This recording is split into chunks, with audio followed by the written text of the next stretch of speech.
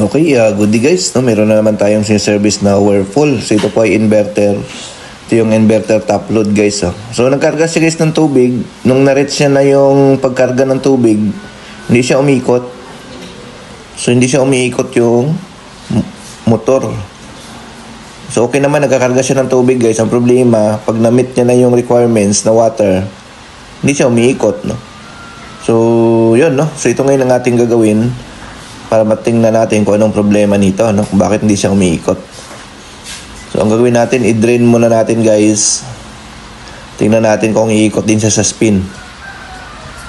So okay naman siya, nagdi-drain naman siya pag i-drain natin, no? So tingnan natin kung iikot siya sa spin. Kasi nag-drain naman siya. So sa was wala siya talaga, hindi siya umiikot. Nagkakarga lang ng tubig. Nung na-meet niya na yung requirements na tubig, yan. So yan, padrinin muna natin guys, no? Para ma-check natin kung mag-spin siya. So dapat pagdating sa 7, iikot yan. So tingnan natin. So yan, i-drain muna natin guys, no? So antayin natin na hanggang 7, no? Pagdating sa 7, dapat iikot siya sa spin. Tingnan natin kung iikot ito sa spin. Pero sa was guys, wala siya. Wala siyang ikot, hindi siya umiikot. So nagkakarga naman siya ng tubig, nagdi-drain naman, pero hindi umiikot. So 9. So antayin natin, no? So nandito tayo ngayon sa Highland, Palo Alto, Calamba. Ayan. So antayin natin bumaba yung oras. Ayan, 7. So 7 na siya, dapat iikot na ito guys. Ayan, no? So hindi siya talaga umiikot. No, so wala siyang, hindi talaga guys umiikot guys, dapat iikot na yan siya ng 7. So dalawa ang problema niya, ayaw niya umikot sa was, ayaw din umikot sa spin. So yun. So ang gagawin natin dito, i-check natin ang pag ganito ang problema guys, kasi nga inverter ito. Ang i-check natin dito yung kanyang motor at saka yung driver board, no? So yun ang i-check natin. Kasi nga hindi siya umiikot, no? So motor ang focus tayo sa motor at saka doon sa kanyang driver board kasi nga wala siyang ikot. Ayan, ang tagal na guys, nasa 7 pa rin pero wala, stuck siya talaga. Ayan, stuck up.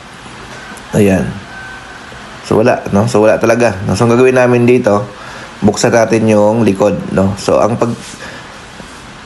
gagawin natin, i-check natin yung pinaka motor at the same time yung driver board nito kung buo pa, no? So yan, sa mga gusto pala magpa-service sa amin, message lang kayo sa aming Facebook page sa Northern Repair Shop.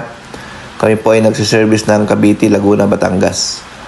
Ayun, so kami po ay gumagawa ng mga automatic washing, aircon, mga microwave, water dispenser. So yun po yung mga ginagawa natin. So yung rep guys, ano na kami, nag-retired na kami sa rep kasi nga hirap na kami guys sa parts ng rep. At the same time, marami na kaming schedule, no? Hindi na namin matutukan masyado kasi yung rep kailangan kasi ng urgent, no? Kapag nagpapagawa ng rep, kailangan mapuntahan ka agad kasi nga masisira yung mga nakalagay. Kaya nag-ano na muna kami, no? Nag-retired na muna kami sa ref, no? Kasi nga sa dami ng schedule, hindi naman namin kaagad mapuntahan. So masisira lang yung mga pagkain ng customer, no? So yun. So kasi sa amin guys, by schedule po yung service namin. So yun, no, ito nga, binabaklas natin yung pinaka driver board guys. Nandito yan, ito yung nakalagay dito. Kasi ang purpose natin para ma-check natin yung motor. Kasi nandito yung socket ng motor sa driver board. Tapos ma-check na rin natin yung driver board, no?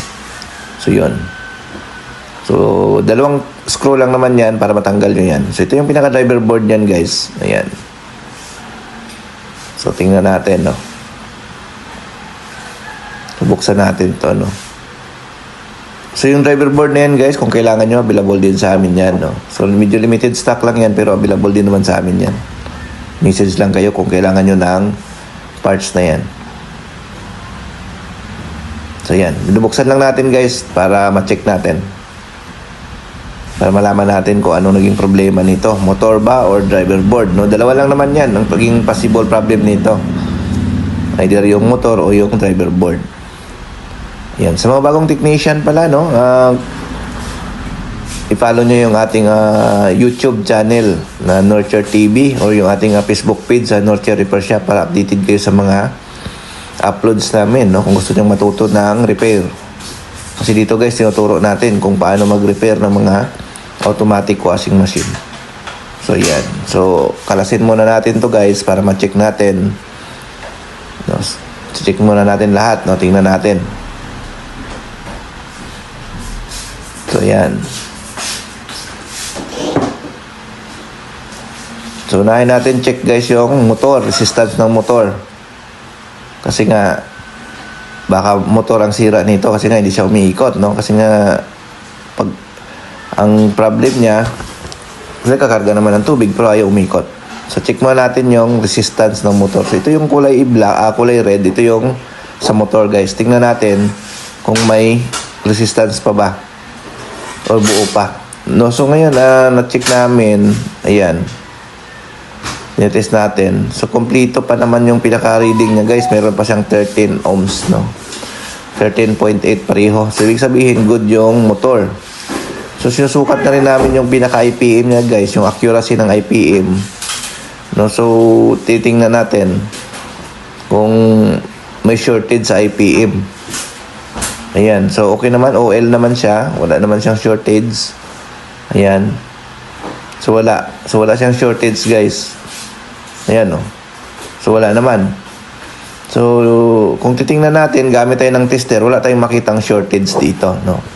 So, ang pinaka-option natin, kasi nga mahirapan tayo mag-identify, although na-check naman natin na good yung motor. Kasi yung IPM accuracy good naman. So, ang gagawin natin, salpakan natin siya ng bago. Ito yung luma, ayan, bago na yun yung kinabit natin. So, testing natin kung iikot sa spin. Ayan. So, tingnan natin. No? So, ayan.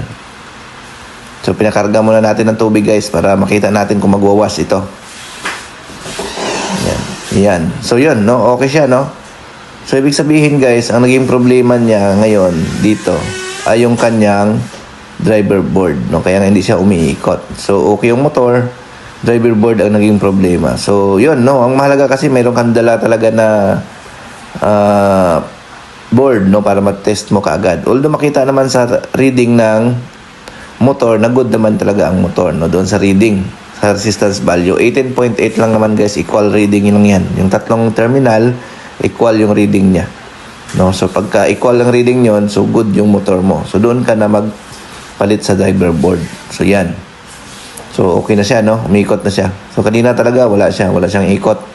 Talagang huminto siya after niya ma-meet yung pinaka requirements ng tubig.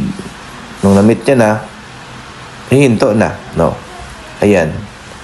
So, ang iba nito guys, naglalabas ng error na A920, no? Pag gano'n ang problema. Yung iba naman wala. Talagang nagka-countdown lang yung oras hanggang matapos. Nagka-countdown lang siya. So, yun. So, yun, no? So, okay na to guys, no? Ang problema niya ay yung driver board lang talaga. Okay? Thank you.